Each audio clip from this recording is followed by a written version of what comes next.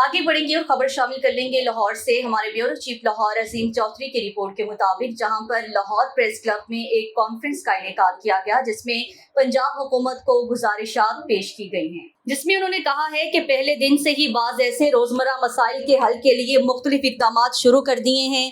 पहले रमजान पैकेज के तहत सस्ते आटे की तरसील, फिर सुथरा पंजाब प्रोग्राम के तहत पंजाब भर के कई अजला में यूनियन काउंसिल की सतह पर सफाई और मुरम्मत के प्रोग्राम शुरू किए गए हैं। मुख्तलिफ वजूहात की बिना पर 2017 के बाद मुंतखब मुकामी हुकूमतों की अदम मौजूदगी के बाइस तशवीश रही है। अफसोस का मुकाम है कि आइन के कदगन के बावजूद और फिर मुल्क के तीनों अजला में मुंतखब हुकूमतों के तसलसल की मौजूदगी में पंजाब इससे महरूम चला आ रहा है। गुज़श्ता सालों में मुल्क की आला अदलिया ने आइन के आर्टिकल 7 की मजीद तशरीह की है।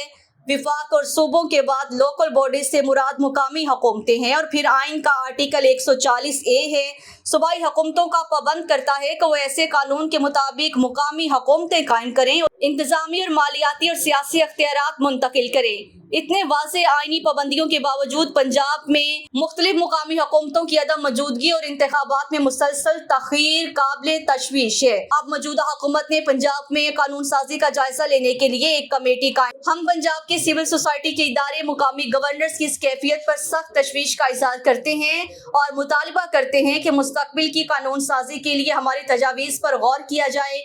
सूबाई कानून साजी हुकूमत और असम्बली का आइनी हक है, मगर जमहूरी रवायात के हवाले से मुकामी हुकूमतों के आए दिन तहलील और हर दफ़ा नई कानून साजी से मुकामी हुकूमतों का तातुल का दौरानिया बढ़ जाता है और अवाम में मायूसी और लातालुकी बढ़ाने का मौजब बनता है।